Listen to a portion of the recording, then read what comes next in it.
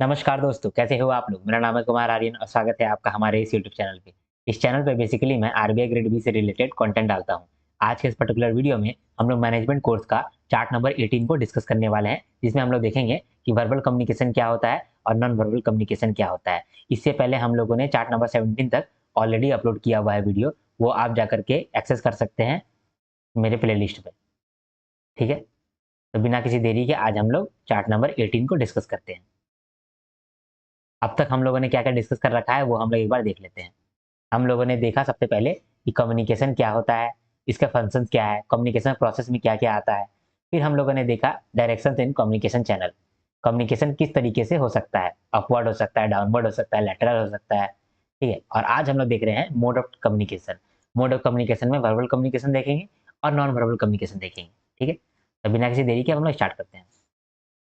Verbal communication और non verbal communication. Verbal communication का मतलब होता है शब्दों का इस्तेमाल करके, ठीक है? जो शब्दों का इस्तेमाल करके आप कम्युनिकेशन करते हैं, उसको हम लोग कहते हैं वर्बल कम्युनिकेशन। और जहाँ पर शब्दों का इस्तेमाल ना होता है और वहाँ पर भी कम्युनिकेशन हो जाए, उस तरह के कम्युनिकेशन को कहते हैं नॉन वर्बल कम्युनिकेशन। जब आपने अपने हस्बैंड को या फिर अपने वाइफ को आई लव यू कह दिया, ठीक है? आप अपने हस्बैंड या फिर वाइफ को आई लव यू कह दिए। तो यहाँ पर क्या हुआ या शब्दों का इस्तेमाल करके आपने अपना इमोशन कम्युनिकेट किया। और अगर मान लीजिए कि आप अपने वाइफ के लिए या फिर अपने हस्बैंड के लिए कुछ इशारों-इशारों में ही आई लव यू कह दिए, तो आप वहाँ पर आपने शब्दों का इस्तेमाल तो नहीं किया, लेकिन कम्युनिकेशन चला गया। तो इस तरह के कम्युनिकेशन को बोलते हैं हम लोग नॉन वर्बल कम्युनिकेशन। जहाँ पर शब्दों का इस्तेमाल नहीं हुआ, आप अपने बोलने के तरीके से, आप अपने चाल-ढाल से, आप अपने आँखों ही आँखों में आई लव यू कह दिए, समझे? दूसरा एग्ज़ाम्पल अगर देखा जाए, तो दूसरा एग्ज़ाम्पल मैं कहता हूँ, जब आप एक नवजात शिशु थे, जब आप 4-5 दिन के थे, तभी जब आपको भूख लगता था, तभी आप चिल्लाने लगते थे, रोने लगते थे, ठीक है? तो यहाँ पर भी आप बिना शब्दों का इस्तेमाल किए अपने मम्मी को एक आइडिया देते थे कि आपको भूख लगा है, तो आपकी मम्मी आपको खाना खिलाती थी या दूध पिलाती थी, ठीक है? और अगर मान लीजिए कि जब आप 5 साल के हो गए, अब आप बड़े हो गए हैं, आपको बोलने आता है, तब फिर आप मम्मी को बोले कि मम्मी हमको भूख लगा है, हमको खाना दो। तो आपकी मम्मी आपको तब खाना दी। तो यहाँ पर आपने शब्दों का इस्तेमाल किया कि मम्मी हमको खाना दो और यहाँ पर आप रो करके दिखा दिए, यानी कि आपने कुछ ऐसा एक्शन किया जिससे कम्युनिकेशन हो जाए। शब्दों का इस्तेमाल आपने नहीं किया। तो जहाँ पर शब्दों का इस्तेमाल नहीं होता है उसको कहते हैं नॉन वर्बल कम्युनिकेशन, जहाँ पर शब्दों का इस्तेमाल होता है उसको बोलते हैं वर्बल कम्युनिकेशन। तो अब हम लोग वर्बल कम्युनिकेशन को एक बार देखते हैं कि यहाँ पर क्या लिखा हुआ है। तो वर्बल कम्युनिकेशन कहता है कि जब आप कम्युनिकेशन होता है through the use of word, जब कम्युनिकेशन होता है through the use of words, शब्दों का इस्तेमाल करके, जैसे कि face to face conversation, counselling, interview, radio, TV, calls, reports. देखिए, जैसे कोई रिपोर्ट ला रहा है, कोई कंपनी अपना एनुअल रिपोर्ट लाता है, तो वहाँ पर वो अपना सारा डेटा किसी को बताता है, किसी को कम्युनिकेट करता है। कैसे करता है? थ्रू वर्ड्स करता है, शब्दों का इस्तेमाल करके करता है। आप किसी से कॉल पे बात कर रहे हैं, तो वहाँ पर एक आदमी का आइडिया दूसरे के पास पहुँच रहा है। ये कैसे पहुँच रहा है? थ्रू वर्ड्स पहुँच रहा है। तो इसीलिए हम लोग कहते हैं कि वर्बल कम्युनिकेशन वर्ड्स के थ्रू होता है, जैसे कि face to face conversation, counselling, interview, radio, TV, calls, reports etcetera. ये जो वर्बल कम्युनिकेशन है वो 2 प्रकार से होता है। एक तो आप मुँह से बोल दिए या फिर आप लिख दिए। मुँह से भी आप शब्दों का इस्तेमाल कर सकते हैं, लिख करके भी आप शब्दों का इस्तेमाल कर सकते हैं। तो 2 प्रकार के हो गए वर्बल कम्युनिकेशन, एक ओरल कम्युनिकेशन और एक रिटन कम्युनिकेशन। तो अब हम लोग पहले ओरल कम्युनिकेशन देखेंगे, फिर रिटन कम्युनिकेशन भी देखेंगे। तो पहले देखते हैं हम लोग ओरल कम्युनिकेशन। तो ओरल कम्युनिकेशन क्या होता है? ओरल कम्युनिकेशन जिसमें आप अपने अ, मुख का इस्तेमाल करते हो, अपने मुँह से शब्दों को निकालते हो। तो यहाँ पर आप कम्युनिकेशन जिसको करते हो, इसीलिए कहते हैं इसको ओरल कम्युनिकेशन। ओरल कम्युनिकेशन का कुछ प्रिंसिपल है। इसका मतलब कि ये जो प्रिंसिपल है, ये डिटरमाइन करेगा, ये डिसाइड करेगा कि आपका जो कम्युनिकेशन है, आपका ओरल कम्युनिकेशन है, वो कितना इफेक्टिव हो पाएगा। आप ओरल कम्युनिकेशन ठीक से कर पाएँगे या नहीं कर पाएँगे, वो डिपेंड करता है प्रिंसिपल्स पे। वो कौन-कौन से प्रिंसिपल है एक बार देखते हैं हम लोग। पहला है प्लान। अगर आप जो चीज़ कम्युनिकेट करना चाहते हैं, उसको आप अच्छे से प्लान कर पाते हैं, तो आप कम्युनिकेट भी अच्छा कर पाएँगे। एग्ज़ाम्पल के लिए मैं कहता हूँ, जो मैं आपको समझाता हूँ, वो पहले मैं प्लान करके रखता हूँ कि मैं आपको किस तरह से समझाऊँगा, कब क्या बात करूँगा। जब ऐसा मैं पहले से प्लान करके रखता हूँ और फिर मैं ये बात आपको कहता हूँ, तो आपको बेटर समझ में आता है। अदरवाइज़ आपको समझ में नहीं आता होगा, समझे? जो आप देखेंगे कि खान सर का वीडियो आपको तुरंत समझ में आ जाएगा। ठीक है? लेकिन कोई ऐसा टीचर है जिसका आपको समझ में नहीं आए, उसका रीज़न क्या है? कि खान सर जो हैं, जो भी आपको बोलना चाहते हैं, वो पहले से प्लान करके रखे हैं और वो प्लान करके वो आपको कम्युनिकेट करते हैं और तब जाके आपको बेटर कम्युनिकेट हो पाता है। इसीलिए कहते हैं कि ओरल कम्युनिकेशन किस चीज़ पर डिपेंड करता है? उसके प्रिंसिपल पर डिपेंड करता है। पहला हो गया प्लान्ड, दूसरा हो गया क्लियर प्रोनाउंसिएशन। अब मान लीजिए कि हम प्रोनाउंसिएशन को बोलने लगेंगे, प्रोनाउंसिएशन जो है वो बहुत घटिया है, तो आपको समझ में आएगा? नहीं समझ में आएगा। लेकिन मैं अगर आपको बोलूँ कि प्रोनाउंसिएशन जो है यहाँ पर, ये बहुत घटिया तरीके से किया गया है, तो आपको समझ में आएगा। क्यों? क्योंकि प्रोनाउंसिएशन यहाँ पर सही हो गया, ठीक है? अगर मान लीजिए कि मैं प्रोनाउंसिएशन को प्रोनाउंसिएशन बार-बार बोलूँ, तो आपको समझ में नहीं आएगा, कम्युनिकेशन बढ़िया से नहीं हो पाएगा। आपको किच-किच लगने लगेगा, आपको किरकिरा लगने लगेगा, आपको इरिटेशन फील होगा। तो क्लियर प्रोनाउंसिएशन भी बहुत मैटर करता है जब आप कम्युनिकेशन सही से करना चाहते हो। तीसरा प्रिंसिपल है ब्रीविटी, मतलब जो आप मैसेज देना चाहते हैं, वो मैसेज ना ब्रीफ में होना चाहिए, संक्षिप्त में होना चाहिए। ऐसा नहीं है कि आपको कहना है कि राम स्कूल आज नहीं गया है, आपको ये बात कहना है, स्कूल आज नहीं गया। तो आप उसको घुमा के कह रहे हैं, राम जो मिस्त्री है, जो उस घर में रहता है, वो घर में उसका झगड़ा हो गया है और झगड़ा होने की वजह से क्या होता है, वो अपनी जो वाइफ़ है जो भी वाइफ़ है उससे झगड़ा कर लिया है और वो वाइफ़ से झगड़ा कर लिया है, इसकी वजह से वो स्कूल नहीं जा पा रहा था। लेकिन स्कूल जाने के लिए वो निकला तो ज़रूर, लेकिन जा नहीं पाया। तो यहाँ पे क्या हुआ कि आपने मैसेज को इतना बड़ा कर दिया कि जो कोर मैसेज था, वही मैसेज पहुँचा ही नहीं, कम्युनिकेट ही नहीं हो पाया। तो बेटर कम्युनिकेशन के लिए, बेटर ओरल कम्युनिकेशन के लिए आपको जो मैसेज है, वो ब्रीफ रखना पड़ेगा। इसीलिए एक प्रिंसिपल है ब्रेविटी। फिर अगला प्रिंसिपल है यूनिटी एंड इंटीग्रिटी। यहाँ पर क्या होता है, मान लीजिए कि मैं आपको पढ़ा रहा हूँ कि लेडीज़ का इज़्ज़त करना चाहिए, लेडीज़ का इज़्ज़त करना चाहिए और मैं लेडीज़ का बहुत इज़्ज़त करता हूँ, ऐसा मैं आपको पढ़ा रहा हूँ। और क्या हुआ कि मेरे घर में आई मेरी मम्मी और मैंने मम्मी को पूरा डाँट दिया और चिल्ला दिया और गाली बक दिया। तो क्या होगा? कॉन्ट्राडिक्शन हो जाएगा। हम बोल कुछ रहे हैं, कर कुछ रहे हैं। तो यहाँ पे क्या होगा कि ना ही यूनिटी रहेगा मेरे बातों में, ना ही इंटीग्रिटी रहेगा मेरा बातों में। तो आपको वो चीज़ समझ में नहीं आएगा। आप बढ़िया से समझोगे नहीं और आप उसको इग्नोर कर दोगे। समझे? तो यहाँ यूनिटी एंड इंटीग्रिटी ये भी बहुत इंपॉर्टेंस रखता है। इसीलिए ये प्रिंसिपल भी ज़रूरी है एक इफेक्टिव ओरल कम्युनिकेशन के लिए। ठीक है? अगला है प्रिसीज़न। मैं मान लो कि मैं आपको ये कम्युनिकेट करता हूँ कि मैं जो है वो जुलाई में कंप्लीट करा दूँगा सिलेबस आपका मैनेजमेंट का। ठीक है? अगर मैं ऐसा कह दूँ, तो आपको लगेगा कि ये कौन जुलाई? 1 जुलाई का बात कर रहा है?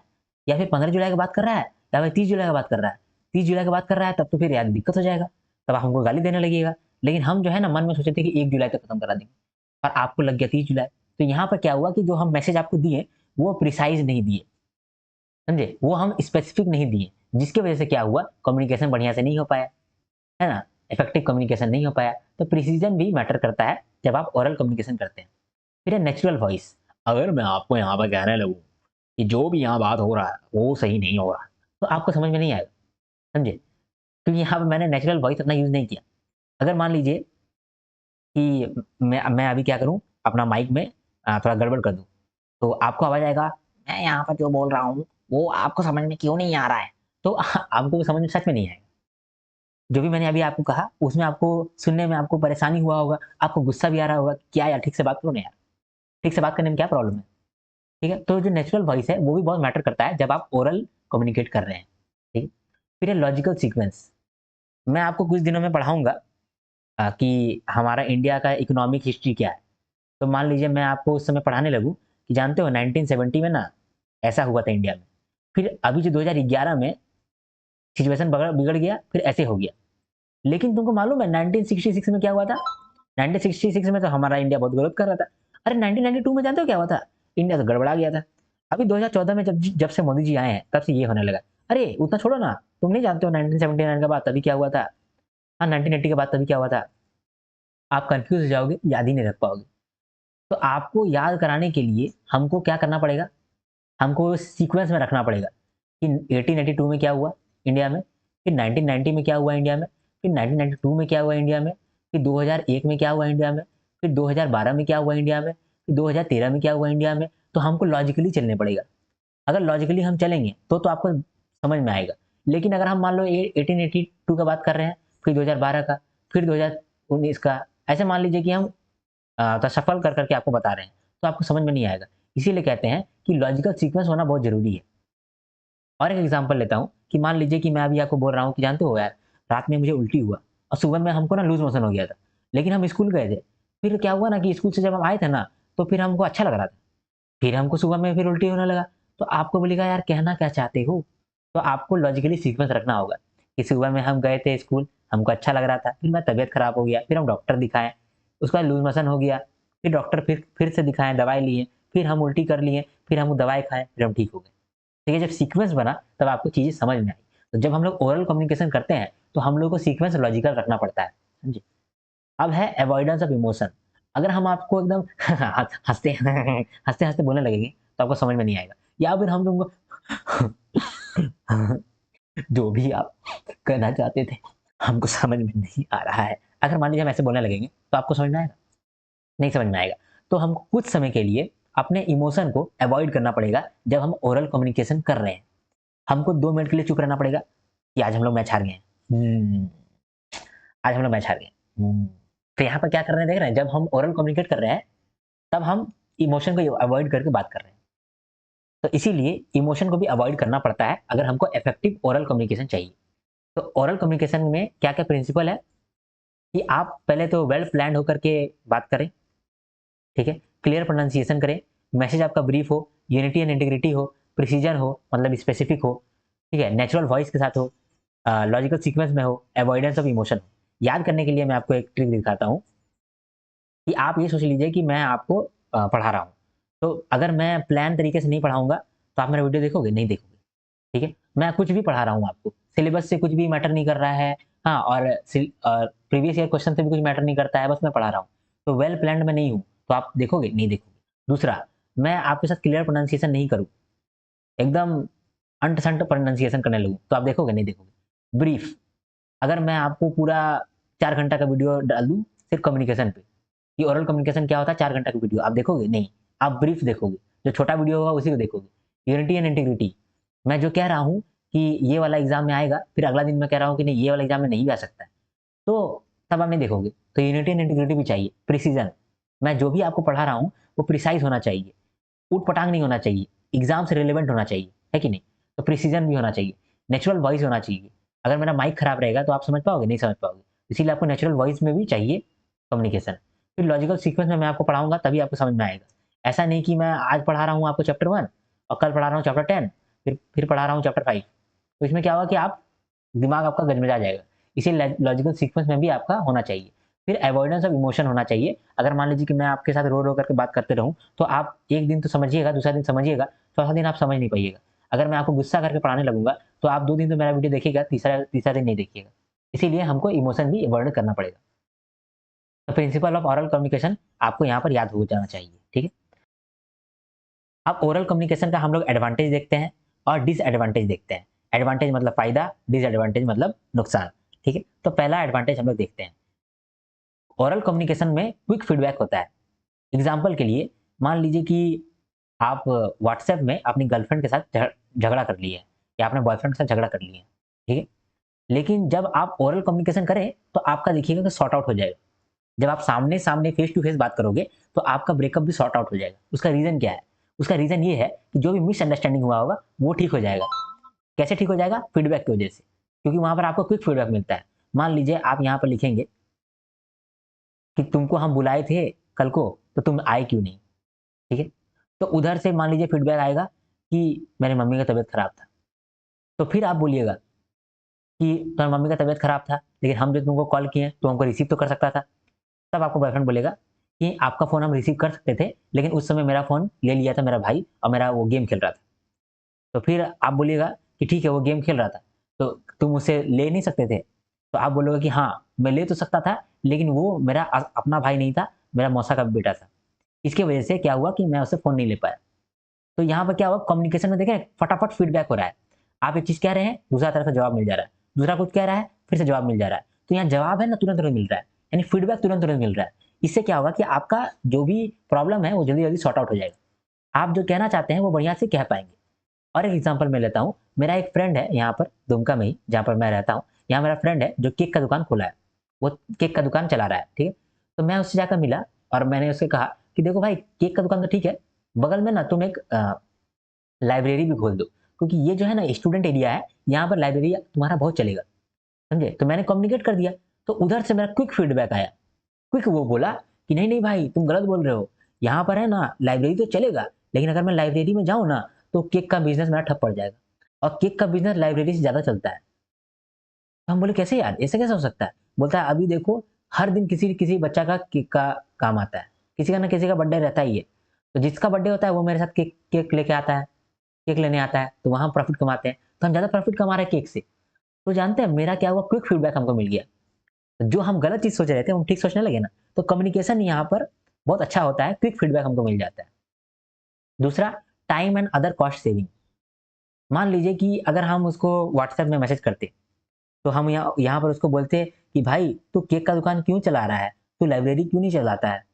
सेंड किए। वो 5 मिनट बाद देखा, तो 5 मिनट बाद बोलता है कि हाँ भाई चला तो सकता हूँ लेकिन कुछ प्रॉब्लम है। फिर हमको एंटर कर दिया, वो फिर हमको भेजा, फिर हम पढ़े, फिर हम बोले कि क्या प्रॉब्लम है भाई? मुझे तो लगता है ये फ़ायदा होगा। फिर सेंड कर दिया मैंने। फिर 2 मिनट बाद वो देखा, तो यहाँ पर देख ना टाइम पर टाइम वेस्ट हो रहा है, और हम जाकर के अगर उससे बात कर लेंगे डायरेक्ट, तो फटाफट, फटाफट, फटाफट बात कर लेंगे। तो क्या होगा? टाइम सेव हो जाएगा। टाइम सेव हो जाएगा और अदर कॉस्ट भी सेव होगा। जैसे कि मान लीजिए कि हम उसको रिटर्न कम्युनिकेशन दे रहे थे, लिख करके एक पोस्ट किए हैं, तो पोस्ट करने में कितना 4 दिन लग जाएगा, 3 दिन लग जाएगा। लेकिन यहाँ पर हम जब बात कर रहे हैं, ओरल कम्युनिकेशन कर रहे हैं या फिर कॉल में बात कर ले रहे हैं, तो यहाँ पर क्या हो रहा है? कॉस्ट सेव हो रहा है मेरा, टाइम भी सेव हो रहा है, कॉस्ट भी सेव हो रहा है। अब तीसरा क्या फ़ायदा है? Little and easy preparation. जब मान लीजिए कि हम मेरा दोस्त को मैसेज भेजेंगे, तो हमको देखना पड़ेगा कि कहीं कुछ गलती नहीं लिख दिए हैं। कहीं यहाँ पर हम लिख दिए कि छोड़ दे की जगह हम लिख दिए हैं मोड़ दे, कहीं ऐसा तो नहीं लिख दिए हैं। तो ये सब हमको थोड़ा प्रिपरेशन करना पड़ेगा, ठीक है? और जो मान लीजिए कि अच्छा से नहीं लिख पाता है, उसको तो बहुत दिक्कत होगा। वो तो पूछ-पूछ के रखेगा कि यार ठीक लिखे हैं ना? ठीक लिखे हैं ना भाई? ठीक लिखे हैं ना भाई? ऐसे पूछते रहेगा। लेकिन बोलने समय आपको ऐसा लगता है कि आपको प्रिपरेशन करना पड़ेगा? कोई प्रिपरेशन नहीं करना है। तो यहाँ पर आप ईज़ी से लिटिल प्रिपरेशन करते हैं बोलने के लिए। अगला है advantage helps in confidential information, ठीक है? मान लीजिए कि हम अपने फ्रेंड को बोल दिए कि भाई हम जो है ना वो अभी यूपीएससी का तैयारी कर रहे हैं, तुम किसी को नहीं बताना। तो यहाँ पर है ना ये आपको कॉन्फिडेंशियल इन्फॉर्मेशन, ये कॉन्फिडेंशियल रह गया। कैसे रह गया? आप बोलिएगा कि सर आप तो बोले हैं कि यूपीएससी वाला आप बात बताएँ अपने दोस्त को, तो आपका दोस्त दूसरे को बता दिया तो? तो देखिए, अगर वो दूसरे को बता दिया और वो हमसे पूछने के लिए आया कि तुम यूपीएससी की तैयारी कर रहा है, तो हम बोलेंगे कहाँ? हम कर ही नहीं रहे हैं। अब मेरा दोस्त तुमको बोला ना, हम अपना दोस्त को झूठ बोल दिए थे। तो यहाँ पे क्या हुआ? कॉन्फिडेंशियल इन्फॉर्मेशन हो गया ना। लेकिन मान लीजिए यहीं पर हम अपने दोस्त को लिख करके मैसेज भेजे होते कि हम यूपीएससी की तैयारी कर रहे हैं भाई, तुम किसी को नहीं बताना। हम मैसेज में उसको टाइप करके भेजे हैं। तो ये मैसेज अगर दूसरे को दिखा देगा, तब वो हमसे मिलने आएगा तो समझ जाएगा कि ये यूपीएससी की तैयारी कर रहा है, क्योंकि ये तो लिख के भेजा है। समझे? तो यहाँ पर वो फँस जाएगा। इसीलिए एडवांटेज होता है ओरल कम्युनिकेशन का क्या-क्या, कि इसमें क्विक फीडबैक मिलता है, टाइम बचता है, ईज़ी और लिटिल प्रिपरेशन की ज़रूरत होता है, और कॉन्फिडेंशियल इन्फॉर्मेशन या जो सीक्रेट इन्फॉर्मेशन है, उसको आप कॉन्फिडेंशियल या फिर सीक्रेट रख सकते हैं। डिसएडवांटेज क्या होता है? कोई रिकॉर्ड मेंटेन नहीं होता है। अगर मान लीजिए कि एक कॉन्ट्रैक्टर है या फिर एक ज़मींदार है, वो ज़मींदार आपको बोला कि देखो ये वाला ज़मीन है मेरा, ये ज़मीन तुम रख लो, इसके बदले में तुम 5 लाख रुपए हमको दे दो। तो आप क्या किए? 5 लाख रुपए दे दिए, और वो आपको खाली मुँह से बोल के रखा था। तो अब देखिए, अगर आप मान लीजिए कि परसों को घर बनाने के लिए जाएँगे, तो यही ज़िम्मेदार ज़मींदार बोलेगा कि तुमको पैसा ही नहीं दिया है। तो आप बोलेंगे पैसा तो दिए हैं, आप बोले थे, आपका ज़बान था। तो बोलेगा मेरा क्या ज़बान? कहीं रिकॉर्ड है क्या? कुछ नहीं है। तुम हमको कोई पैसा-वैसा नहीं दिए हो, फिर से पैसा दो तुम 5 लाख। तो यहाँ पे क्या हुआ कि कोई रिकॉर्ड नहीं है। दूसरा, अटेंशन इज़ रिक्वायर्ड। अभी मैं आपको जो भी समझा रहा हूँ, अगर आपका दिमाग कहीं और है, तो आप समझ नहीं पाओगे। तो यहाँ पर अटेंशन भी ज़रूरी है, अदरवाइज़ दिक्कत हो जाएगा, ओरल कम्युनिकेशन दिक्कत हो जाएगा। फिर मिसअंडरस्टैंडिंग, अगर मैं आपको कह दूँ कि राम जो है ना, वो गुंडा है, तो आपको कोई आदमी को लगेगा कि यार राम जी को गुंडा बोल रहा है, राम जी तो मर्यादा पुरुषोत्तम थे, वो गुंडा कैसे हो सकते हैं? आप मेरे से आके लड़ लिए। लेकिन हम जो है ना, बगल में रह रहा राम मिस्त्री के बारे में बात कर रहे थे। तो यहाँ पे क्या हो गया? मिसअंडरस्टैंडिंग हो गया, समझे? तो ओरल कम्युनिकेशन में मिसअंडरस्टैंडिंग भी होता है। हम राम को गाली दे रहे हैं, लेकिन श्री राम को गाली नहीं दे रहे हैं, हम तो दूसरा राम को गाली दे रहे थे। तो यहाँ पे मिसअंडरस्टैंडिंग होगी, ठीक है? दूसरा है no legal validity. No legal validity का मतलब कि मैंने आपको यहाँ पे बोला था ना कि आप अगर मोल बोल दिए हमको कि ये ज़मीन तुम खरीद लो, ये ज़मीन खरीद लो और 5 लाख रुपए हमको दे दो। ठीक है। और कल को आप खरीदने के लिए आए तो बोले कि नहीं इसका दाम एक्चुअली में 8-7 लाख है, और कल को भी हम बोले थे कि 7 लाख, तुम ही बोल रहा है कि 5 लाख। तो आप बोलेंगे अरे यार, आप कल बोले 5 लाख, आज बोल रहे 7 लाख। तो हम बोलेंगे कि नहीं, हम बोले ही नहीं है, हम तो 7 लाख बोले थे। तो फिर यहाँ क्या होगा कि कोई लीगल वैलिडिटी नहीं है, आप उस पे केस नहीं कर सकते हैं, आप कुछ नहीं कर सकते हैं। अगर मान लीजिए कि हम आपको गाली दे दिए, ठीक है? तो गाली दे दी है तो वो आप कहीं रिकॉर्ड नहीं किए हैं। तो आप जाकर के बोल सकते हैं कि ये लड़का हमको गाली दिया था। प्रूफ ही नहीं है कुछ, समझे? तो यहाँ नो लीगल वैलिडिटी हो जाएगा। तो एडवांटेज और डिसएडवांटेज हम लोगों ने देख लिया ओरल कम्युनिकेशन का। अब हम लोग रिटन कम्युनिकेशन का देखते हैं। रिटन कम्युनिकेशन 2 तरीके से होता है। एक इंटरनल फॉर्म, मतलब ऑर्गेनाइजेशन के अंदर, ठीक है? और एक एक्सटर्नल फॉर्म, ऑर्गेनाइजेशन के बाहर। ऑर्गेनाइजेशन के अंदर हम किसके साथ कम्युनिकेट करेंगे? एम्प्लॉयी लोग के साथ, समझे? और वर्कर लोग के साथ। तो क्या-क्या हम बोलेंगे? हो सकता है कि हम हैंडबुक दें, employee handbook, company policy, emails. तो ये जो होता है ये कम्युनिकेशन है इंटरनल फॉर्म में, मतलब ऑर्गेनाइजेशन के अंदर।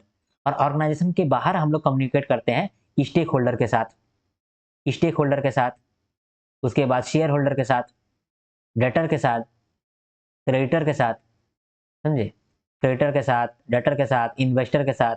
तो इन लोगों से जो हम कम्युनिकेशन करते हैं उसको बोलते हैं एक्सटर्नल फॉर्म में कम्युनिकेशन कर रहे हैं। जैसे कि एड्स, हम एडवर्टाइजमेंट चलाते हैं, प्रेस रिलीज कराते हैं, वेबसाइट में कुछ छापते हैं, कस्टमर सर्विस का पोर्टल में कुछ छापते हैं। तो ये क्या कर रहे हैं हम दूसरों के साथ, अपने कस्टमर के साथ, अपने डेटर के साथ, अपने क्रेडिटर के साथ हम लोग कम्युनिकेशन कर रहे हैं। तो कम्युनिकेशन 2 तरीके से हो गया। एक ऑर्गेनाइजेशन के अंदर में जिसको हम लोग बोलते हैं इंटरनल फॉर्म, और एक ऑर्गेनाइजेशन के बाहर में उसको बोलते हैं एक्सटर्नल फॉर्म। इसका भी कुछ एडवांटेज है, कुछ डिसएडवांटेज है, उसको हम लोग देख लेते हैं। एडवांटेज मतलब फायदा और डिसएडवांटेज मतलब नुकसान। और रिटन कम्युनिकेशन का क्या-क्या फायदा है वो देखते हैं। जब आप लिख करके दिए हैं तो उसमें क्लैरिटी होता है और क्लियर अंडरस्टैंडिंग होता है। मान लीजिए कि अगर हम बोलेंगे कि देखो राम, तुम श्याम के घर में जाकर के सामान ले आना, तो हम कैसे लिखेंगे? राम, तुम श्याम का घर, फिर यहाँ ब्रैकेट में लिखेंगे कि कहाँ पर है, एड्रेस दे देंगे, वहां से सामान तुम ले आना, और सामान ला करके तुम मटेरियल बना देना। ऐसे करके हम मान लीजिए पूरा रिटर्न में उसको लिख करके दे दिए। अब क्या होगा कि ये पूरा क्लैरिटी मिल जाएगा कि क्या, कौन किसको क्या बोल रहा है, वो क्लैरिटी हो जाएगा। तो यहाँ पर क्या होगा कि अंडरस्टैंडिंग आपका क्लियर होगा और आपको क्लैरिटी मिलेगा। दूसरा अकाउंटेबिलिटी। मान लीजिए कि हम लिखे हैं ये बात कि तुम राम श्याम का घर जाना और श्याम का घर से सामान उठाना, और वो सामान तुम अपना मटेरियल बनाने लगना। तो ये जब हम बोल दिए हैं, और कल को क्या हुआ कि श्याम बोला कि आप तो मेरा घर से चोरी करके लेके गए हैं। तो राम बोलेगा कि मेरा कोई दोस्त नहीं है, क्योंकि आर्यन हमको बोला था। तो आर्यन हमको बोला था कि ऐसा-ऐसा करने के लिए, तो ही हम किए हैं। तो श्याम बोलेगा कि कहाँ आर्यन? मिलाओ हमको। तो यहाँ पर क्या हुआ कि आर्यन बोलेगा हाँ, हम ही लिखे थे। अभी आर्यन यहाँ मुकर नहीं सकता कि नहीं, नहीं, नहीं, राम अपने मन से किया था।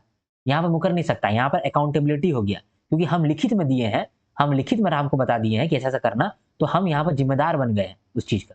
इसीलिए अकाउंटेबिलिटी अराइज़ हो गया है मेरे पे।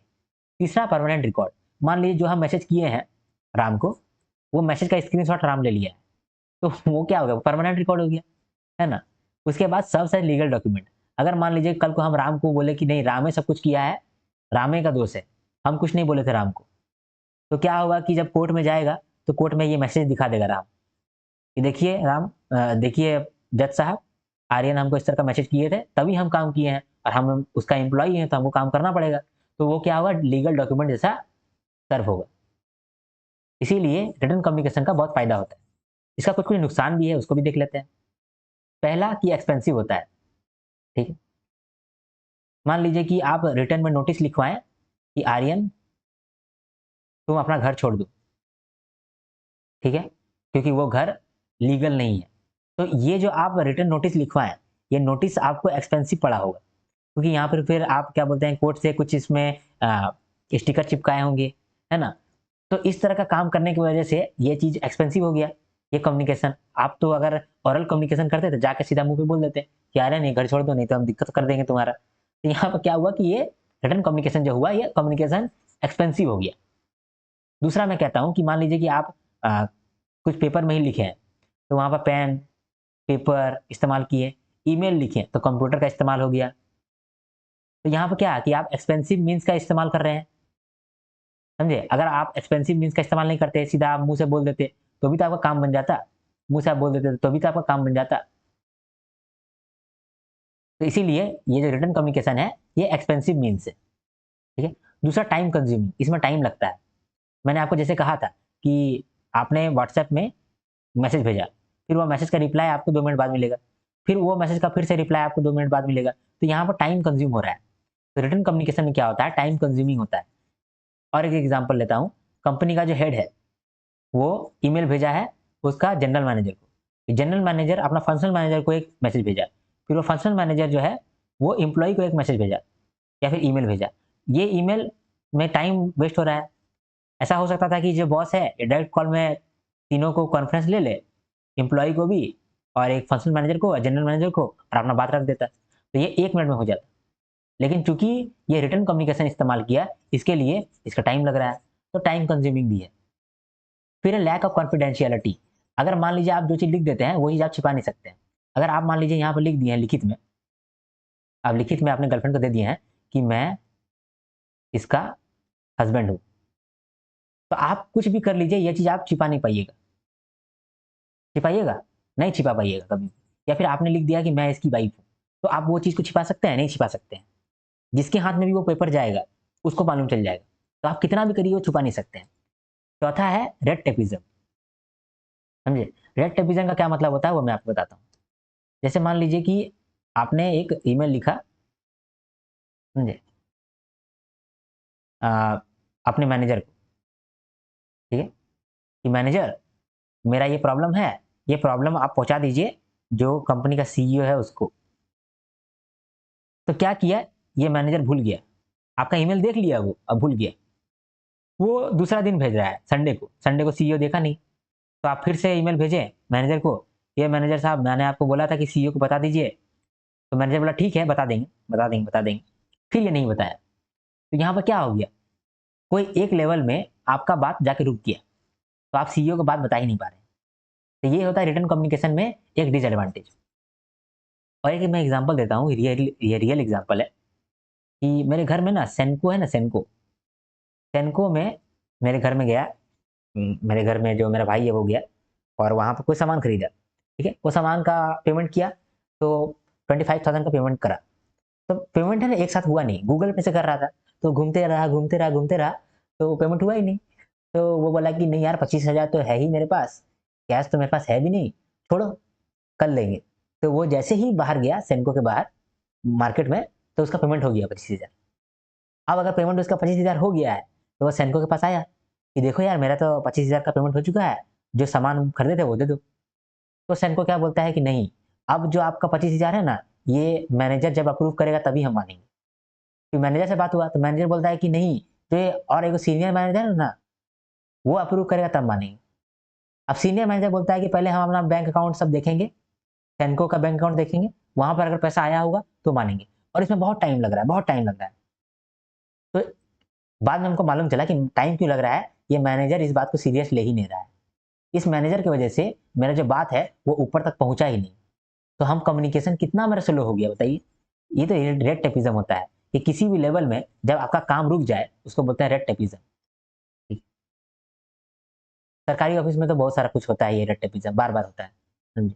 आप एक कागज बनाने जाइएगा तो आपको 1000 दिन वेट करना पड़ेगा, ठीक है? रेड टेपिज्म से बचने के लिए आदमी घूस देता है कि यार मेरा जो कागज है वो आगे बढ़ा दीजिए, मेरा कागज आगे बढ़ा दीजिए, मेरा कागज आगे बढ़ा दीजिए, समझे? तो रेड टेपिज्म का मतलब आप समझ गए। तो ये भी एक रिटन कम्युनिकेशन का डिसएडवांटेज है, ठीक? तो हम लोग रिटन कम्युनिकेशन का एडवांटेज डिसएडवांटेज देखें और ओरल कम्युनिकेशन का एडवांटेज डिसएडवांटेज देखें, ठीक है? तो हम लोग कहीं ना कहीं वर्बल कम्युनिकेशन देख लिए, जहां पर शब्दों का इस्तेमाल करके कम्युनिकेशन होता है। अब हम लोग देखेंगे बिना शब्दों का इस्तेमाल किए हुए जब कन्वर्सेशन होता है या फिर कम्युनिकेशन होता है, तो उसको हम लोग क्या कहते हैं, क्या फायदा क्या नुकसान है, ठीक है? नॉन वर्बल कम्युनिकेशन बहुत ही अच्छा कम्युनिकेशन है। क्यों? क्योंकि कहीं कभी कभी क्या होता है ना, आप शब्दों का इस्तेमाल नहीं कर पाते हैं, समझे? तब तब काम आता है आपका नॉन वर्बल कम्युनिकेशन, ठीक है? तो चलिए अब हम लोग देखते हैं। नॉन वर्बल कम्युनिकेशन का मतलब वर्डलेस मैसेज, जहां पर आप शब्दों का इस्तेमाल नहीं कर रहे हैं लेकिन मैसेज पहुंचा दे रहे हैं, है ना? तो इसका बहुत प्रकार होता है, वो प्रकार को एक बार हम लोग देख लेते हैं, फायदा में रहेंगे। ठीक है, पहला होता है फेशियल एक्सप्रेशन। आप फेस का एक्सप्रेशन से ये समझा देते हैं कि आपको मतलब क्या कहना है। एग्जाम्पल मैं आपको देता हूँ, एग्जाम्पल से ही मैं आपको समझाता हूँ। ये चार्ट मैंने आपके लिए बनाया है। ठीक है, ये है टाइप्स ऑफ इनफॉर्मल कम्युनिकेशन। ठीक है, ये है टाइप्स ऑफ इनफॉर्मल कम्युनिकेशन।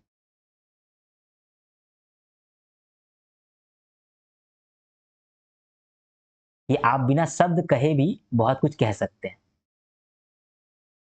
चलिए देखते हैं। पहला है फेशियल एक्सप्रेशन। ये फेशियल एक्सप्रेशन देखिए, राजपाल यादव। आप इस फेशियल एक्सप्रेशन से समझ पा रहे हैं ना कि ये शौक हो गया है। इसको बोलना पड़ा कि मैं शौक हूँ? नहीं। ये आप फेशियल एक्सप्रेशन से देख करके आप पता कर लिए।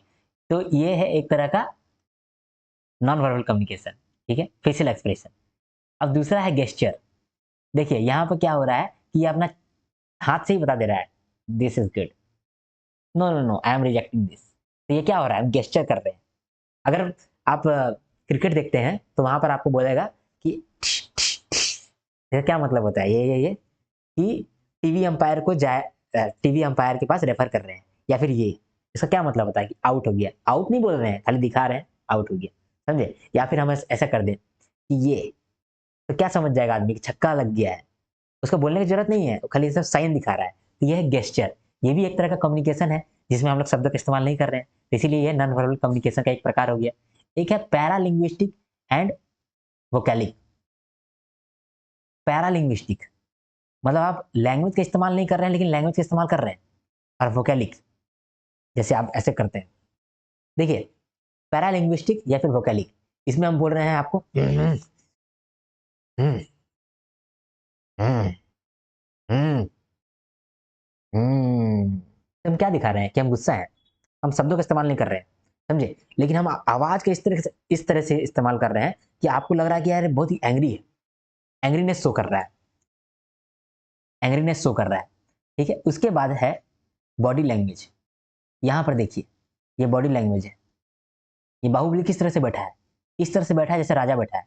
अगर मान लीजिए कि हम ऐसे करके बैठे हैं, तो क्या कम्युनिकेशन जाएगा कि हम डरे हुए हैं। और अगर हम मान लीजिए ऐसे बैठेंगे, तो क्या कम्युनिकेशन जाएगा, आई एम डन, है ना। तो यहाँ पर भी कम्युनिकेशन जा रहा है, कम्युनिकेशन हो रहा है। ये बॉडी लैंग्वेज एक तरह का इनफॉर्मल कम्युनिकेशन हो गया। अगला है प्रोक्सेमिक्स। फिर है प्रोक्सेमिक्स, ये भी एक तरह का नॉन वर्बल कम्युनिकेशन है। अगर कोई इंसान आपसे 9 फीट का दूरी में रहता है तो वो सोशल डिस्टेंस में है। अगर कोई इंसान आपसे 4 फीट का दूरी में रहता है तो वो पर्सनल स्पेस में है। अगर कोई इंसान आपसे 1.5 फीट का दूरी में रहता है तो वो होता है इंटीमेट पोजिशन में। तो यहाँ पर वो कम्युनिकेट कर रहा है। अगर मान लीजिए कि आ, कोई सोशल डिस्टेंस में है, तो यहाँ पर जैसे आपको कलीग रोग रहता है, तो वो आपसे सोशल डिस्टेंस में रह करके बात कर रहा है। कोई 4 फीट के नजदीक में है तो रिलेटिव लोग रहता है 4 फीट का नजदीक में। तो अगर कोई इंसान मान लीजिए कलीग है और वो 4 फीट के दूरी में रहने लगा है, तो वो आपको इनडायरेक्टली, इनवर्बली ये बता रहा है कि हम तुमसे क्लोज हैं, हम तुम्हारा अच्छा सोचते हैं, हम रिलेटिव में आ गए हैं तुम्हारे। ठीक है, अगर यही कलीग पूरा इंटीमेट पोजीशन में आ जाए, यानी 1.5 फीट के दूरी पे आ जाए, तो ये आपसे इनडायरेक्टली कहना चाहता है कि हम क्लोज रहना चाहते हैं आपसे, हम आपका हस्बैंड या वाइफ बनना चाहते हैं। तो ये क्या कर रहा है, ये नॉन वर्बल कम्युनिकेशन कर रहा है, समझे। तो होप ये समझ में आया हो आपका ये प्रोक्सेमिक्स को। अब है आई गेज या फिर ऑक्यूलेसिक्स, समझे। ये भी एक तरह का नॉन वर्बल कम्युनिकेशन है। यहाँ पर ये लड़का आपको कुछ कह नहीं रहा है लेकिन आपको लग गया कि ये डरा हुआ है कि कहीं इसकी मम्मी इसको मारेगी तो नहीं, तो आप पहले ही कम्युनिकेट कर लिए हैं, समझे। तो ये भी आई गेज मतलब आंखों से ही आपको मालूम चल रहा है, आंखों से मालूम चल रहा है, इसीलिए इसको बोलते हैं ऑक्यूलेसिक्स। ठीक है, अब हम लोग अगला तरीके का देखते हैं नॉन वर्बल कम्युनिकेशन, ये है हैप्टिक्स। इसमें क्या होता है कि आप दूसरे को उस तरह से टच करते हैं जिस तरह से आप कुछ कम्युनिकेट करना चाहते हैं। मान लीजिए कि मेरा भाई को हम उसका गले मिले कि कोई बात नहीं, तो उसको क्या लगेगा कि ये मेरा केयर कर रहा है। ठीक है, मान लीजिए कि किसी को हम ऐसे करें तो उसको लगेगा कि ये हमको धमकाना चाहता है। ठीक है, तो आप टच का इस्तेमाल करके क्या कम्युनिकेशन दे रहे हैं, तो उसको कहते हैं हम लोग हैप्टिक्स। तो ये भी एक तरह का नॉन वर्बल कम्युनिकेशन है, सब बिना शब्दों का इस्तेमाल किए। एक है अपीयरेंस, समझे? अपीयरेंस शो करके भी आप अपना जो पहने हैं, हाँ, अपने आप को जिस तरह से बना करके लोगों को रिप्रेजेंट करते हैं, उससे भी आप कुछ कम्युनिकेट करते हैं। यहाँ पर ये क्या कम्युनिकेट करना चाहता है? क्या चाहती है ये कम्युनिकेट करना? ये छपरी है, हाँ, कि इसको कुछ सेंस नहीं है। ये सबसे अलग, सबसे यूनिक बनना चाहती है। इस तरह का ड्रेस पहन करके लोगों में क्या फैल रहा है कि ये यूनिक है, खराब वाला यूनिक बनना चाहती है। ये कम्युनिकेशन जा रहा है ना? तो ये हो गया अपीयरेंस, ये भी एक नॉन वर्बल कम्युनिकेशन है। ठीक है, आर्टिफैक्ट्स, ये वाला आप मीम देखे होंगे, टननननना, टननननना। इसमें क्या होता है कि थग लाइफ दिखाता है कि देखो हम तो एकदम इतना स्वैग हैं, हम तो गुंडा है। तो अगर कोई आदमी इस तरह का कपड़ा पहन ले या इस तरह का कुछ अपना एसेसरीज को डाल ले, इस तरह का चेन पहन ले, तो उससे आप क्या समझिएगा? यही समझिएगा कि ये तो गुंडा ऐसे करता है। हाँ, तो कुछ एसेसरीज जो पहन करके कुछ कम्युनिकेट करना चाहता है, उसको हम लोग कहते हैं आर्टिफैक्ट्स। ठीक है, एक होता है क्रोनेमिक्स। क्रोन का मतलब था टाइम, क्रोन का मतलब था टाइम। आप देखे होंगे क्रोनिक का मतलब बहुत दिनों तक, तो क्रोन का मतलब टाइम। तो जो आदमी टाइम के बारे में यानी कि पंचुअलिटी दिखाता है, कोई आदमी मान लीजिए पंचुअल है, हाँ, तो वो टाइम पे आता है, उसको टाइम का बहुत कदर है। तो यहाँ पर वो क्या शो कर रहा है? वो कुछ कह तो नहीं रहा है, लेकिन आपको क्या लग रहा है कि ये आदमी बहुत पंचुअल है, ये आदमी बहुत क्या बोलते हैं, सही है, डिसेंट है, ये टाइम का कदर करता है। तो यहाँ पर क्या हो रहा है कि नॉन वर्बल कम्युनिकेशन है। पंचुअलिटी से यही मालूम चल गया कि एक इंसान जो है वो डिसिप्लिन है, समझे? वो आपको बोला नहीं कि मैं पंचुअल हूँ, जो टाइम पे आ गया उसी से आप समझ गए। तो ये एक इन वर्बल कम्युनिकेशन हो गया। फिर होता है रिटर्न टेक्स्ट। अगर इस तरह का रिटर्न टेक्स्ट आप देख लोगे, तो आपको कहने का जरूरत नहीं पड़ेगा, आप समझ जाओगे कि ये डॉक्टर लिखा है, ये डॉक्टर ने लिखा हो सकता है।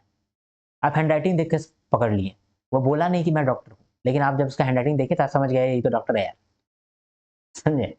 एक होता है लास्ट प्रोजेटिक फैक्टर्स फीचर्स। ठीक है, ये भी एक तरह का कम्युनिकेशन है, नॉन वर्बल कम्युनिकेशन। जहाँ यहाँ पर क्या होता है कि स्ट्रेस का काम आता है, समझे? मतलब कोई चीज आप जब शो कर रहे हैं तो आप स्ट्रेस दिखा रहे हैं उसमें। जैसे मान लीजिए कि यहाँ तो वर्ड का इस्तेमाल मैंने कर दिया है, ये वर्ड का इस्तेमाल नहीं करना है क्योंकि ये नॉन वर्बल कम्युनिकेशन है। तो यहाँ पर देखिए, इस चेहरा को देखिए, इस चेहरा को वो क्या दिखा रही है? किसी किसी को आप देखे होंगे ऐसे करता है, वो क्या कर रहा है? एक तो गेस्चर कर रहा है, वो हाथ से दिखा रहा है तो गेस्चर कर रहा है, दूसरा वो स्ट्रेस कर रहा है। मतलब क्या हो रहा है उसका? वो स्ट्रेस कर रहा है किसी चीज को, वो रिदम दिखा रहा है कि हम आएंगे तो मार देंगे तुमको। तो ये क्या हो रहा है? ये एक नॉन वर्बल कम्युनिकेशन हो रहा है। दूसरा तरफ इंसान जो है वो कर रहा है ऐसे, कुछ नहीं कर रहा है, कुछ कर ही नहीं रहा है वो क्या शो कर रहा है कि वो चिल है, तुमसे वो डरता नहीं है। यहाँ कम्युनिकेशन हो गया ना, हम कुछ भी नहीं कहें, कुछ भी नहीं दिखाएं, बस हम चुपचाप यहाँ पर खड़े हैं ऐसे करके बैठे हुए हैं, और वो चिल्ला रहा है, हम सुन रहे हैं, वो चिल्ला रहा है, हम सुन रहे हैं। इससे क्या मालूम चला? एक इन वर्बल कम्युनिकेशन गया कि हम जो है डरते नहीं है, हम डर ही नहीं रहे। तो ये प्रोसोडिक फीचर्स कहलाया, समझे? इसको प्रोसोडिक फीचर्स कहते हैं, जहां पर स्ट्रेस का बात आता है, रिदम का बात आता है। ठीक है, अब लास्ट है जेनेटिक्स। ठीक है, मान लीजिए जिसका इस तरह का जेनेटिक्स होगा, मतलब मैं कहना नहीं चाहता, लेकिन मान लीजिए कि कोई इंसान नहीं है, तो भूत है, जिसका लाल आंख है, तो वो बिना कहे आप समझ जाएंगे ये तो वैम्पायर है यार, ये तो भूतनी है। आप समझ जाएंगे, ऐसे करके चेहरा देख करके देखेंगे ये तो भूतनी है, समझे? तो इस तरह से भी आप समझ सकते हैं नॉन वर्बल कम्युनिकेशन हो सकता है। ठीक है, तो 13 तरह का नॉन वर्बल कम्युनिकेशन हम लोगों ने यहाँ देख लिया, जिसको आप इस चार्ट में पढ़ सकते हैं। इस चार्ट में यहाँ पर मैंने सब कुछ लिखा है। फेशियल एक्सप्रेशन, ठीक है, गेस्चर, गेस्चर में क्या होता है? वेविंग, या फिर पॉइंटिंग, या फिर शोइंग फिंगर, समझे? पैरालिंग्विस्टिक या वोकलिंग में क्या होता है? Tone of voice, loudness, pitch, हम किस तरह से कर रहे हैं वो आपको मालूम चलता है। तीसरा है बॉडी लैंग्वेज, हम किस तरह से बैठे हैं, बाहुबली जैसे बैठे हैं, समझे? या फिर हम ऐसे करके बैठे हैं या फिर ऐसे करके बैठे हैं, तो वो आपको मालूम चलता है। बॉडी लैंग्वेज को ही हम लोग कहते हैं काइनेसिक्स। ठीक है, प्रोक्सेमिक्स में हम लोगों ने देखा कि अगर बहुत दूर में है तो सोशल डिस्टेंस में है, सामने में है तो पर्सनल डिस्टेंस में है, अगर पूरा क्लोज आ गया तो इसका मतलब वो चाहता है कि हम इंटीमेट पोजीशन में आ जाए, समझे? हम बहुत क्लोज हो जाएं। तो इस तरह का personal space depends on type of relationship and culture, proxemics कहलाता है। ठीक है। आई गेस के बाद समझ गए हम लोग कि आंखों ही आंखों में बात हो जाता है, लुकिंग, स्टेयरिंग, ब्लिंकिंग, ठीक है। हैप्टिक्स का मतलब कि आप टच के थ्रू, आप अफेक्शन के थ्रू किस तरह से आप सिंपैथी दिखा रहे हैं, आपका टच किस तरह से काम आ रहा है, उस तरह को कम्युनिकेशन को हम लोग हैप्टिक्स कहते हैं। Communication through touch shows affection, sympathy. Appearance, आप उर्फी जावेद जैसा पहनते तो आप छपरी बनने का दिखा रहे हैं कि मैं छपरी हूँ, तो ये भी एक तरह का कम्युनिकेशन है। आर्टिफैक्ट्स, आप किस तरह का एक्सेसरीज पहन के बैठे हैं, किस तरह का चेन पहने हैं, किस तरह का घड़ी पहने हैं, उससे आप ये शो कर रहे हैं कि आप जो है वो हैं छपरी, समझे। तो ड्रेस व्रेस मतलब कुछ सामान वामान पहन करके आप ये दिखा दिए कि आप छपरी हैं। तो जो आप एक्सेसरीज पहनते हैं, मान लीजिए कि आप बहुत अच्छा कपड़ा पहने हैं, हाँ अच्छा चश्मा पहने हैं, तो उससे आपको लगेगा कि ये डिसेंट आदमी है और ये बहुत हैंडसम है, बहुत स्टाइलिश है, वो बहुत अमीर होगा। तो यहाँ पर वर्बल कम्युनिकेशन हो गया, सॉरी नॉन वर्बल कम्युनिकेशन हो गया, क्योंकि वो जिस तरह का एक्सेसरीज पहन के आया था उससे मालूम चल गया। फिर है क्रोनोमिक्स। क्रोनोमिक्स का मतलब हो गया टाइम, जो टाइम जैसे कि कोई पंक्चुअल हो सकता है, कोई पेशेंस रख सकता है, तो यहाँ पर जो नॉन वर्बल कम्युनिकेशन हो रहा है इसको हम लोग कहते हैं नॉन क्रोनोमिक्स। रिटर्न टेक्स्ट का क्या मतलब होता है, मान लीजिए आपका hand writing style, presentation, use of smiley, इससे पता कर लेता है कि आप किस तरह के लोग हैं और किस तरह का आदमी है। आप अगर मान लीजिए डॉक्टर हैं तब ऐसे करके लिखेंगे, अगर मान लीजिए आप टीचर हैं तब वो सुंदर करके हैंड राइटिंग से लिखिएगा, समझे। तो इससे भी कम्युनिकेशन फैलता है, कम्युनिकेशन जाता है, उस कम्युनिकेशन को हम लोग बोलते हैं return text, non verbal communication. Prosodic feature का क्या मतलब होता है, जहां पर रिदम का इस्तेमाल हो रहा हो, इंटोनेशन का इस्तेमाल हो रहा हो, स्ट्रेस का इस्तेमाल किया जा रहा हो, उसको हम लोग बोलते हैं प्रोसोडिक फीचर्स। अब लास्ट जेनेटिक्स। जेनेटिक्स में क्या होता है, किसी का आई कलर, हेयर कलर और हाइट से आप कुछ कम्युनिकेशन बना लेते हैं, कुछ इसके बारे में समझ लेते हैं, तो इसको भी हम लोग कहते हैं नॉन वर्बल कम्युनिकेशन, जिसका नाम है जेनेटिक्स। तो यहाँ पर ये चार्ट मैंने कोशिश किया कि आपको समझ में आ जाए, ठीक है। आशा करता हूँ कि आपको ये चीज़ समझ में आया हो, ठीक है। तो चलिए इस चार्ट को अब हम लोग समराइज करते हैं। इस चार्ट में कहता है कि जब आप कम्युनिकेशन करते हैं तो वो शब्दों के इस्तेमाल से हो सकता है या फिर बिना शब्दों के इस्तेमाल से भी हो सकता है। जब आप शब्दों का इस्तेमाल करके कम्युनिकेशन करते हैं तो उसको कहते हैं हम लोग वर्बल कम्युनिकेशन, और जब आप शब्दों का इस्तेमाल नहीं करते हैं उस तरह के कम्युनिकेशन को कहते हैं non verbal communication. Verbal communication जहां पर आप शब्दों का इस्तेमाल करते हैं, ये दो तरीके से होता है।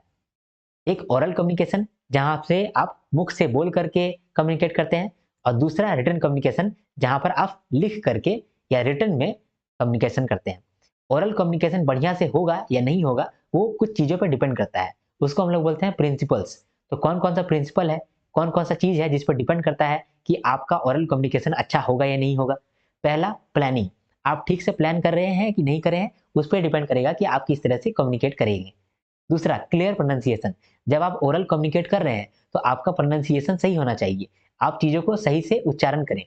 तीसरा, ब्रेविटी, यानी कि आपका जो भी मैसेज हो वो ब्रीफ हो, संक्षिप्त में हो, जिससे क्या होगा कि जो सुनने वाला है वो अटेंशन से सुनेगा।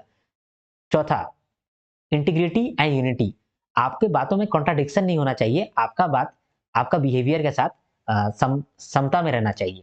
फिर प्रिसीजन, आप जो भी बात कह रहे हैं वो स्पेसिफिक होना चाहिए, आप उसको वेग चीज़ नहीं बता रहे हो। तो जो भी आप कम्युनिकेट कर रहे हैं वो प्रिसाइज़ होना चाहिए, वो स्पेसिफिक होना चाहिए।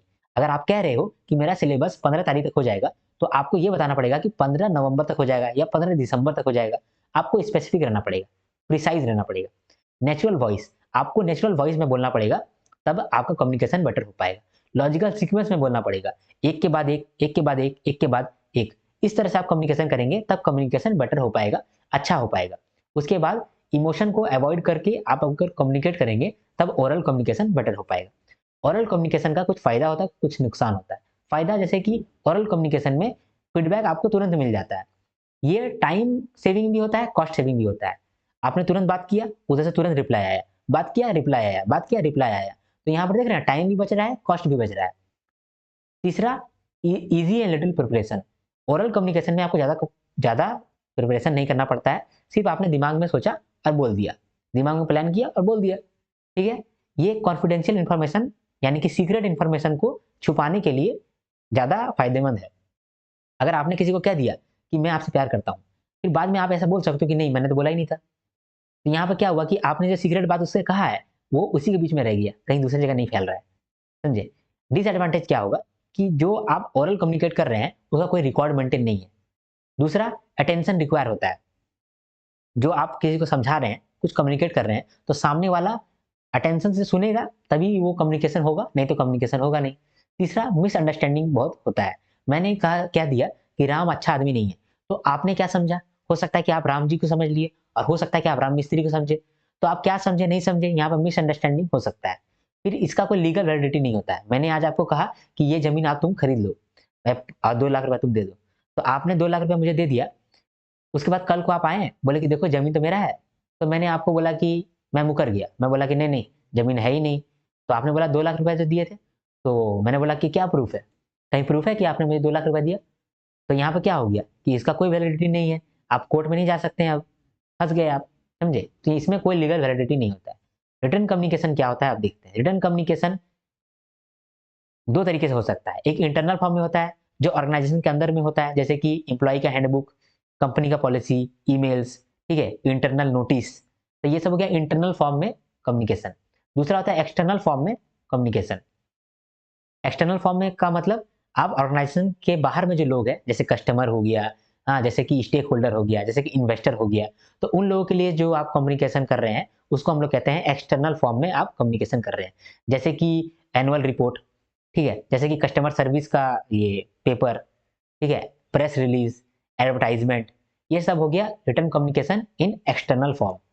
तो रिटन कम्युनिकेशन का भी कुछ एडवांटेज है, कुछ डिसएडवांटेज है। एडवांटेज क्या है कि जो रिटन कम्युनिकेशन होता है, वो क्लियर होता है और उससे क्लैरिटी मिलता है लोगों को। दूसरा, आपने अगर कोई चीज़ लिख दिया है, तो आप उसके लिए अकाउंटेबल हो जाते हैं। आप रिस्पॉन्सिबल हो जाते हैं क्योंकि आपने वो चीज़ लिखा है, ठीक है? अगर आपने एक रिपोर्ट लिखा है और नीचे में आप साइन कर दिए हैं, तो इससे इससे क्या होता है, जिसने भी साइन किया है, वो अकाउंटेबल हो जाता है, वो रिस्पॉन्सिबल हो जाता है, जितना भी कुछ लिखा हुआ है, समझे? अगर आपने यहाँ पर लिख दिया है कि देखो ये ज़मीन मैं आपको दे रहा हूँ और यहाँ सिग्नेचर कर दिया है, तो ये ज़मीन आप दे रहे हैं, इसके लिए आप अकाउंटेबल हैं, तो यहाँ पर अकाउंटेबिलिटी अराइज़ होता है। तीसरा, परमानेंट रिकॉर्ड, जो भी आप लिख दिए हैं, अगर मान लीजिए उसको हम स्क्रीनशॉट ले लिए, तो वो तो परमानेंट रिकॉर्ड बन गया, ठीक है? सबसे लीगल डॉक्यूमेंट, जो भी आप मान लीजिए कि लिखित में हमको दिए हैं, तो उसको हम लीगली यूज़ कर सकते हैं, आपके अगेंस्ट या फिर आपके फेवर में। क्या-क्या नुकसान है रिटन कम्युनिकेशन का, लिखित कम्युनिकेशन का? पहला कि इसमें टाइम बहुत खर्च होता है, दूसरा ये एक्सपेंसिव है, ठीक है? तीसरा, लैक ऑफ कॉन्फिडेंशियलिटी, इसमें आप जो है सीक्रेसी मेंटेन नहीं कर सकते हैं और चौथा, रेड टेपिज्म। इसमें क्या होता है कि मान लीजिए आप कागज़ आज दिए कि देखिए सर हमको ये चीज़ चाहिए कल तक, तो ये आप अपना मैनेजर को दिए, तो मैनेजर हो सकता है कि अपना अगला मैनेजर पे ट्रांसफ़र ही ना करे आपका कागज़ को अपने में रोक दे। तो कभी-कभी आप देखे होंगे सरकारी काम रुक जाता है क्योंकि कागज़ आगे बढ़ने ही नहीं देता है। जब आपका पेपर आगे बढ़ ही नहीं रहा है, तब यहाँ पर क्या हुआ कि आपका जो कम्युनिकेशन है उसमें बाधा क्रिएट हो गया, ठीक है? तो ये एक डिसएडवांटेज है रिटन कम्युनिकेशन का। ये तो हो गया पूरा वर्बल कम्युनिकेशन। अब नॉन वर्बल कम्युनिकेशन क्या होता है, जिसमें हम लोग शब्दों का इस्तेमाल नहीं करते हैं। जैसे कि यहाँ पर आप देख सकते हैं फेशियल एक्सप्रेशन, फेस के थ्रू आप कुछ कम्युनिकेट कर दिए। गेस्चर, आप हाथों के द्वारा कुछ कम्युनिकेट कर दिए, ठीक है? पैरालिंग्विस्टिक, यानी कि आप क्या हो रहा है? आप कुछ बोल के या फिर अपना एंग्रीनेस दिखा करके अपने आप को कम्युनिकेट करें, तो इसको कहते हैं हम लोग पैरालिंग्विस्टिक या फिर vocalic non verbal communication. Body language से भी आप कम्युनिकेट कर सकते हैं। प्रोक्सेमिक्स, कि आप कितना दूर में खड़े रह रहे हैं किसी आदमी से, उससे भी आप कुछ नॉन वर्बली कुछ कह रहे हैं, कुछ कम्युनिकेट कर रहे हैं। आई गेज़, आँखों से भी आप कम्युनिकेट कर सकते हैं। हैप्टिक्स, आप अपना टच से भी आप किस तरह से टच कर रहे हैं, किस तरह से उसको हग कर रहे हैं, हाँ, उसको केयर कर रहे हैं, तो इस तरह से भी आप कम्युनिकेट करते हैं। अपीयरेंस, आप किस तरह का ड्रेस पहन के आए हैं, तो उससे भी कुछ आप कम्युनिकेट करते हैं। आर्टिफैक्ट्स, आप किस तरह का एक्सेसरीज़ पहने हैं, हो सकता है हम बड़ा-बड़ा चेन पहन कर के आ जाएँ और यहाँ चश्मा पहन कर के आ जाएँ, तो हम टीचर लगेंगे? नहीं, तो हम यहाँ पर कुछ और कम्युनिकेट करने लग गए, तो यहाँ भी कम्युनिकेशन होता है। क्रोनेमिक्स, अगर हम टाइम पे वीडियो अपलोड करेंगे, तो आप सोचिएगा कि ये पंक्चुअल है, टाइम पे नहीं करेंगे, तो आप सोचिएगा कि ये तो डिसिप्लिन है नहीं, तो यहाँ पर भी कुछ कम्युनिकेशन हो गया। मैंने कुछ कहा तो नहीं, लेकिन फिर भी आप में कम्युनिकेशन चला गया। रिटन टेक्स्ट, आप लिखावट से भी समझ सकते हैं कि एक आदमी क्या कहना चाहता है। ठीक है? जैसे कि रिटन टेक्स्ट में मान लीजिए कि एक डॉक्टर लिखा है, तो वो मान लीजिए कि घिच-घिच करके लिख देगा, तो भी आप समझ जाएँगे कि ये डॉक्टर लिखा है। तो यहाँ पर भी आपका कम्युनिकेशन हो गया, नॉन वर्बल। फिर होता है प्रोसोडिक फीचर्स, इसमें क्या होता है कि आप कोई रिदम सेट किए हैं। मान लीजिए कि आप कुछ कह रहे हैं, तो एक रिदम में कह रहे हैं, या फिर आप मान लीजिए कि किसी को देख रहे हैं, तो आप रिदम में देख रहे हैं, ऐसे देख रहे हैं, ऐसे देख रहे हैं। तो वो कम्युनिकेशन चला जाएगा, ठीक है? फिर आप अचानक से करें, तो यहाँ कम्युनिकेशन चला गया कि आप पागल हैं। है ना? तो ये भी कम्युनिकेशन चला गया। इस तरह का कम्युनिकेशन बोलते हैं जो रिदम में आता है, स्ट्रेस में आता है, तो इस तरह का कम्युनिकेशन को बोलते हैं प्रोसोडिक फीचर्स, ठीक है? फिर एक जेनेटिक्स होता है, आपका जेनेटिक्स से भी कुछ कम्युनिकेशन हो जाता है, उसको हम लोग कहते हैं जेनेटिक्स की वजह से नॉन वर्बल कम्युनिकेशन हो गया। तो आशा करता हूँ कि ये समराइज़ेशन भी आपको समझ में आया हो, ठीक है? तो अगर आपको मेरा वीडियो अच्छा लगता है तो आप मेरे वीडियो को ज़रूर लाइक करें और ज़रूर शेयर करें। आप मेरे चैनल को सब्सक्राइब भी कर सकते हैं क्योंकि आगे आने वाले कंटेंट में आपको बहुत फ़ायदा मिलेगा। आप मेरे चैनल पे या मेरे वीडियो में कमेंट ज़रूर करें क्योंकि आपका कमेंट मेरे लिए बहुत मायने रखता है। मैं दिन-रात आपके कमेंट का इंतज़ार करते रहता हूँ। अगर आपको ये नोट्स चाहिए तो आप टेलीग्राम पे कुमार आर्यन टेलीग्राम सर्च कर सकते हैं। वहाँ पर आपको ये नोट्स अवेलेबल कर दिया जाएगा। अगर आपको कोई भी इश्यू है या मुझसे आप पर्सनली कनेक्ट करना चाहते हैं, तो आप इस इंस्टाग्राम हैंडल में मुझे डीएम कर सकते हैं या फिर आप मुझे कमेंट भी कर सकते हैं। कमेंट में भी मैं अवेलेबल रहता हूँ, ठीक है? तो अब मैं आपसे विदा लेना चाहता हूँ। जब तक के लिए नेक्स्ट वीडियो नहीं आता है, तब तक के लिए हर हर महादेव, शंभू शंकर।